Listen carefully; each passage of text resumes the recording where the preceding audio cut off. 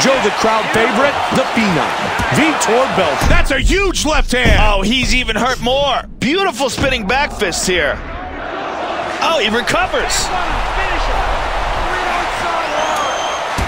And the crowd again chanting for the Phenom, Vitor Belfort. He's hurt badly. He's down.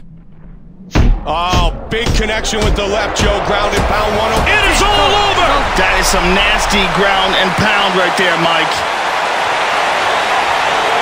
Anderson, the Spider Silva.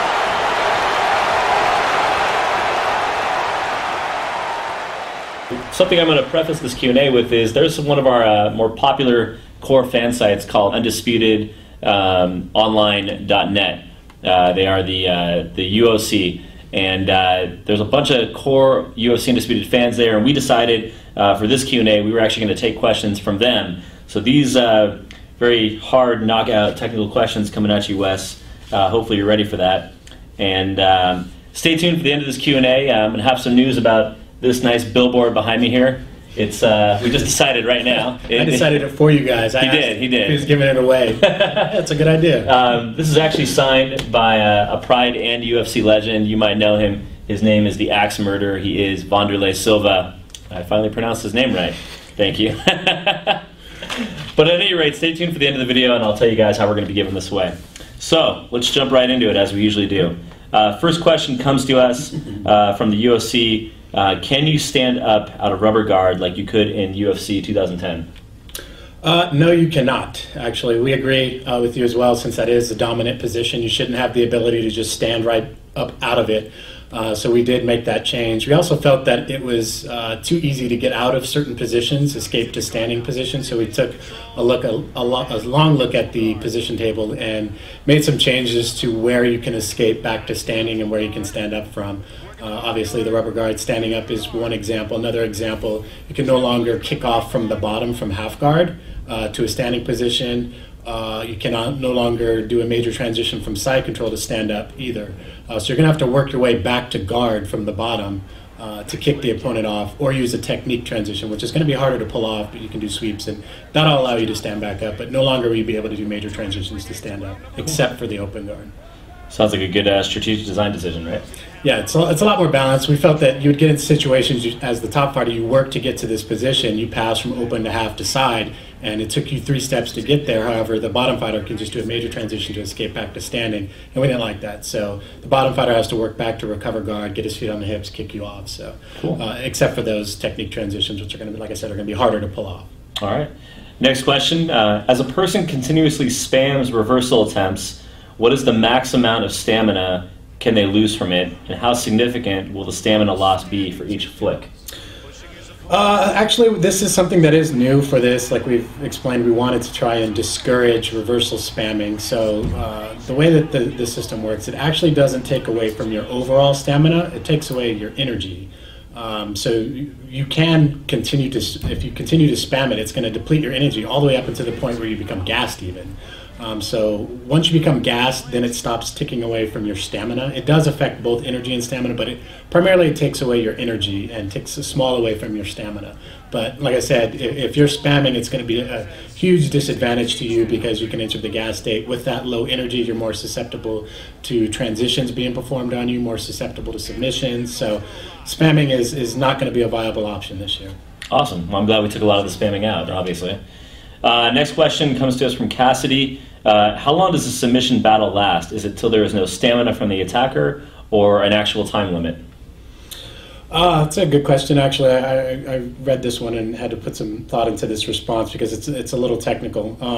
It basically depends on several factors. The submission game can be as long as, I don't want to give an actual number because I may be wrong here, but it varies. It depends on the position you're in. It depends on your stats. It depends on your current energy and stamina levels. It depends on the actual game itself.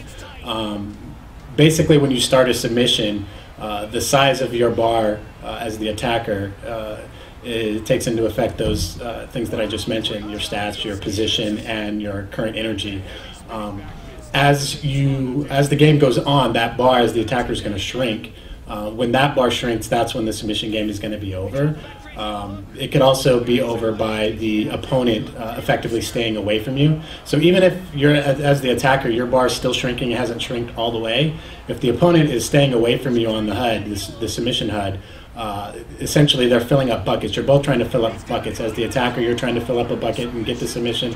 As the defender, you're filling up a bucket trying to escape. It's essentially the system we had last year, but we made some modifications and brought the underlying systems in the form of the HUD to explain what's going on. So as the defender, if I'm filling up my bucket and I fill it up more than the attacker, I can escape even before your bar completely shrinks. So it varies. It's going to be something that you're going to have to pick up and play and feel. But it does vary depending on several factors.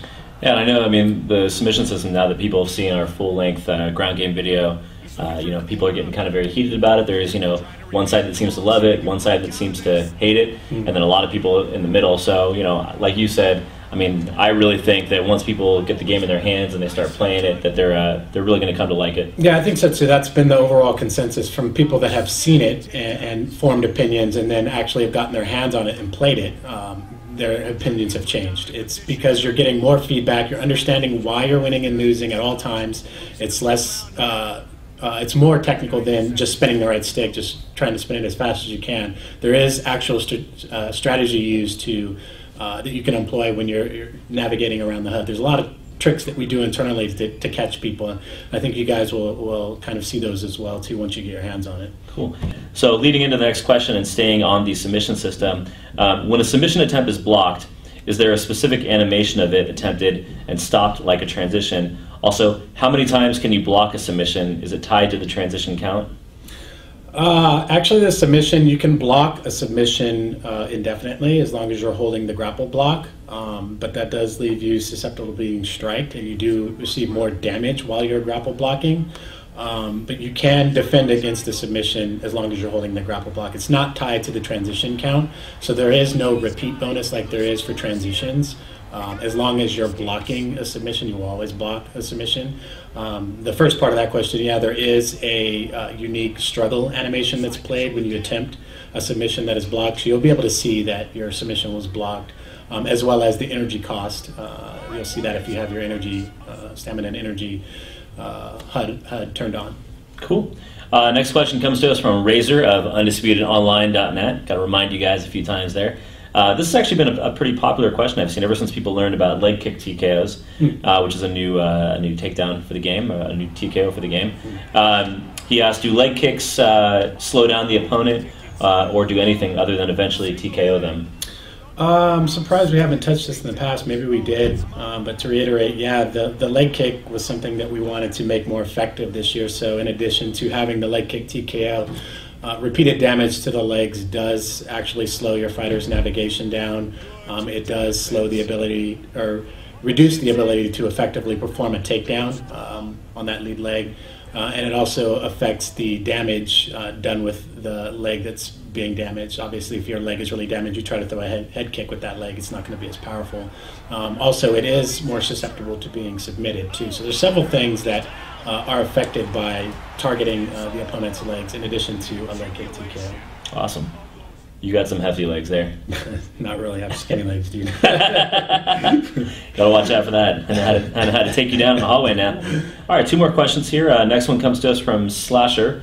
How much does a fighter recover in between rounds approximately, or do they at all? That's a good question. That is a new system that we actually just got in. We're still kind of tuning that. I can't confirm the actual values because we are still playtesting that and trying to find the right amount. In previous iterations, you did not recover at all in between rounds, so this new system does allow you to recover. The actual values, I'm not quite sure what they're going to be yet, but you will be able to recover this year where you couldn't last year. So cool. That's the best answer I can give. Good. That's good to hear. I mean, yeah, that's the best answer I can give. And yeah, we've seen it does impact and make the fights go longer. I know that was one of the issues that I didn't like from previous iterations is having that threshold where you're just about to get knocked out going into the second round, doing one punch, and then you're knocked out. So you do recover some head damage. You do recover body damage as well as your stamina and energy. So there is some recovery that happens. Well, I think for all the guys that were asking for head damage to be regenerated to some extent, this is actually this is a nice counter system to that we are getting in the game this year. Yeah, I actually wanted, since you brought that up, I know this wasn't something we were going to cover, but I do want to mention something about that. I know you guys have asked about that. We have seen it. Unfortunately, due to time constraints and investigating what would be involved in implementing a system like this, it's just too risky to the releasing the game. Basically, we have a schedule that we have to meet, and if we were to proceed with this, it would completely rechange the balance of the game. It's something that I definitely agree with. Our previous designer that was here, I don't know if this was brought to his attention at the time or if it was something that he was considering as well. After his departure, I was made aware of this issue, and it was something that I wanted to get in and something I'd like to get in future iterations, because I definitely agree with you guys that you should be able to regenerate during the fight. I don't see why not. So it's something that we're always, considering things that we can do to improve the game, and it's something that we're going to get in there eventually. Cool. Well, we'll put out the head regeneration DLC. Right? Yes. Yeah. All right. Final question. How will the complex standing feints work? In terms of the control inputs, in terms of... How will the complex standing feints work? Well, in terms of the control inputs, it's basically going to be your right bumper and right trigger. You hold those together, and that's going to allow you to... Any strike that you perform will then be a feint thereafter. You can do that from standing, you can do that from ground. Found it's very useful on the ground too as well. We still have the system where you can strike cancel, so pressing a button to throw a strike and then immediately pressing a block will strike or cancel your strike. However, with the feint system, this will allow you to transition from the feint into another strike or into a takedown as well. So the blending between the feint and the follow-up strikes is a lot smoother than a strike cancel. Strike cancels, you can't really transition from the cancel into another strike. So I think, again, I know I say it a lot, but once you guys pick it up and play, you'll see and be able to experiment with the different feints and techniques that you can use. There's things that I do. I do feints to takedown attempts, feint a takedown attempt to a strike, fake a low kick to a high kick, obviously, things like that. And then on the ground as well, feinting strikes and then doing transitions. There's a lot of areas that can be explored with this new system, and it's going to open up a lot of possibilities. And you might feint, as this is, I think, our 9th Q&A. So you're still standing, man. You're still standing here, on the road to finishing the game. Yeah. Well, that's all the questions we got for today. I want to thank everybody from UndisputedOnline.net for submitting your questions. I hope you appreciate the answers that Wes gave. And you might be sitting there wondering about this nice autographed Wanderlei Silva billboard. So what I'd like you guys to do, what we're going to do here is leave a comment under our YouTube video here with your favorite Wanderlei Silva moment. Links to a video of his on YouTube will be bonus points. And I will, with the development team, maybe here with Wes, we will, in our own opinion, select the one that we like the best. And we will award you this awesome piece of cardboard with our logo signed by Wanderlei Silva, shipped to us from Germany, from Gamescom. This is a memorabilia from our UFC Undisputed 3 set from Gamescom, from the booth. Yeah, you guys can see I'm trying to play it up. It's actually, it's cool. It's cool. So anyways, guys, once again, pre-order UFC 3, UFC Undisputed 3. We're coming out in early 2012, and you can always get more information at UFCUndisputed.com. Like us at Facebook.com/UFC Undisputed, or follow us on Twitter.com/UFC_Undisputed. And again, thank you to our friends at UndisputedOnline.net for all your great questions, and we'll see you next time.